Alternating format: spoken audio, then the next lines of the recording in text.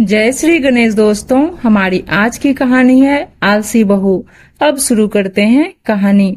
अनु जरा थोड़ी देर के लिए गुनगुन को संभाल लीजिए, लगातार रो रही है। इस तरह मैं रसोई में काम नहीं कर पा रही। खाना बनाती रचना ने रसोई से अपने पति को आवाज दी, जो टीवी देखने में मशगूल था। रचना के सास ससुर भी हॉल में बैठे टीवी देख रहे थे। अनुज की बड़ी बहन सौम्या भी रहने आई हुई थी। गुनगुन के रोने की आवाज सुनकर सौम्या रसोई में आने लगी तो मंजरी जी ने उसे हाथ पकड़कर बैठा लिया। ये तो उसका रोज का है, जब भी खाना बनाने जाएगी गुनगुन को रुला देगी, जिससे उसे काम ना करना पड़े।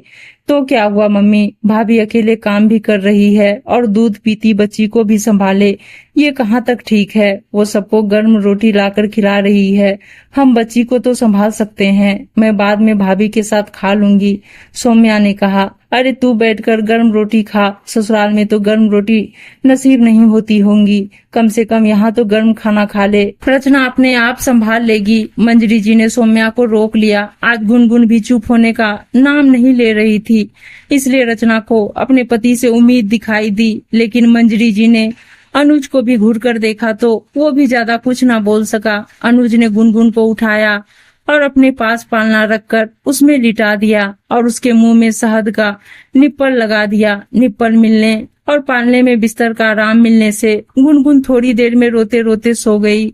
देख, मैंने पहले ही कहा था कि बहू बच्ची को जानबूझकर रुलाती है, जिसे उसे काम से बचने का बहाना मिल जाए। बच्ची को और कुछ नहीं, भूख लगी थी, उसे पहले ही दूध दे देती तो वो इतना ना रोती। अब वो सो गई है ना आराम से, ये काम तो वो खाना बनाना शुरू करने से पहले भी कर सकती थी, जिससे हम सब आराम से खाना खा सके। मंजरी जी को यह बिल्कुल पसंद नहीं है कि रचना के अलावा कोई और गुनगुन को संभाले। उनका कहना था कि सभी औरतें अपने बच्चे को संभालते हुए खुद ही काम करती है, हमने भी किया है, तुम्हें भी करना चाहिए। इसलिए वो अनुज को भी उसकी सहायता नहीं करने देती। गुनगुन के रोने की आवाज बंद हुई तो रचना के भी हाथ जल्दी जल्दी चलने लगे। ना जाने क्यों आज उसकी ममता गुनगुन को गले लगाने के लिए तड़प रही थी। उसे लग रहा था कि आज गुनगुन की तबीयत ठीक नहीं है, क्योंकि रोज तो गुनगुन इस तरह नहीं रोती। जल्दी से काम निपटाकर रचना गुनगुन के पास आई। उसने जैसे ही गुनगुन को हाथ लगाया, अनुज, गुनगुन को तो बहुत तेज बुखार है, आपने भी नहीं देखा और उसे ऐसे ही पालने में छोड़ दिया। रचना को रोना आने लगा। रचना की आवाज सुन अनुज और सौम्या भाग कर आए। सौम्या ने गुनगुन का माथा छुआ तो देखा कि उसे तो बहुत तेज बुखार है। मंजरी जी तो अभी भी उसे वहीं बैठने के लिए कह रही थी। सौम्या ने जल्दी से अनुज को गाड़ी निकालने के लिए कहा और रचना के साथ गुनगुन को लेकर डॉक्टर के पास गई। डॉक्टर ने गुनगुन का चेकअप किया और कहा, घबराने की बात नहीं है, वायरल है, दवाई लिख दिए हैं, आप जाके ले लीजिए, 3 दिन में वो ठीक हो जाएगी। घर आकर रचना ने गुनगुन को दवाई दी और उसके पास ही बैठी रही। सौम्या बोली, भाभी आप पहले खाना खा लो, गुनगुन को भाई देख लेगा। ननद की बात सुनकर सौम्या की आंख से आंसू बहने लगे। दीदी, मुझे माफ करना, मुझे पहले ही लग रहा था कि आज गुनगुन की तबीयत ठीक नहीं है, इसलिए मैं बार बार अनुज से उसे संभालने के लिए कह रही थी। लेकिन जितनी देर मैं घर के काम करती हूँ, कोई मेरी बच्ची को संभालने वाला नहीं होता। सबको लगता है कि मैं नाटक कर रही हूँ, जबकि कोई इस बात का दूसरा पहलू समझने की कोशिश नहीं करता कि बच्चे को कुछ परेशानी भी हो सकती है या काम करते हुए बच्चे को संभालने में भी चोट लग सकती है। मुझे नहीं पता कि मम्मी जी ने बच्चों को संभालते हुए अकेले कैसे काम किया, लेकिन मुझे लगता है कि अगर घर में सब लोग हैं और माँ काम में लगी हुई है तो बाकी लोग बच्चे को संभाल सकते हैं, वरना संयुक्त परिवार में रहने का क्या फायदा। अगर मुझे अकेले ही सब करना है तो मैं अकेले रहना ज्यादा पसंद करूंगी।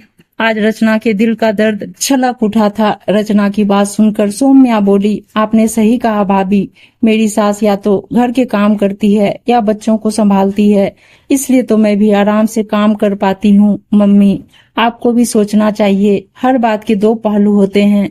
आपने हमेशा एक ही पहलू देखा है कि आजकल की बहुएं काम से बचने के लिए बच्चे के रोने का सहारा लेती है, इसलिए आपने भाभी को ऐसा ही समझ लिया, जबकि आपको पता है कि आपकी बहू ऐसी नहीं है।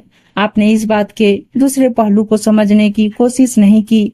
भाभी क्यों बच्ची को संभालने के लिए कह रही है? अगर आप पापा या भैया गुनगुन को संभाल लेंगे तो भाभी को आसानी होगी ही, साथ ही गुनगुन भी किसी अनजान दुर्घटना से बची रहेगी और आप लोगों को भी गुनगुन के साथ खेलने का, उसके दिल से जुड़ने का बहाना मिल जाएगा। अगर आज हमने पहले ही देख लिया होता तो गुनगुन को वक्त पर दवाई मिल जाती और हमें बेवक्त डॉक्टर के पास भागना नहीं पड़ता। सही कहा भाभी ने। संयुक्त परिवार में रहने का एक पहलू ये भी होता है कि बच्चे बचपन से ही सबके साथ खेलकर बड़े होते हैं तो उन्हें सबके प्यार के साथ साथ सबकी सीख भी मिलती है। आपकी नजर में केवल बहू को सबके काम करने चाहिए। बेटी और बहू की बात सुनकर मंजरी जी को अपनी गलती का एहसास हुआ और आगे से अपने व्यवहार को बदलने का वादा किया। दोस्तों, अधिकतर घरों में सास यही सोचती है कि बहू केवल काम से बचने के लिए बच्चों के रोने का बहाना करती है, जबकि बहुत बार ऐसा नहीं होता। बच्चा सच में किसी परेशानी में हो सकता है, उस समय बच्चे को माँ की सबसे ज्यादा जरूरत होती है। अगर उस समय या तो कोई बच्चे को संभाल ले या काम कर ले जिससे माँ बच्चे को संभाल ले तो माँ और बच्चा दोनों परेशानी से बच जाते हैं और माँ भी बिना झुंझलाए काम कर पाती है। उम्मीद है दोस्तों कहानी अच्छी लगी होगी और अच्छी अच्छी कहानियां सुनने के लिए चैनल को सब्सक्राइब और वीडियो को लाइक शेयर जरूर कर दीजिएगा। धन्यवाद दोस्तों।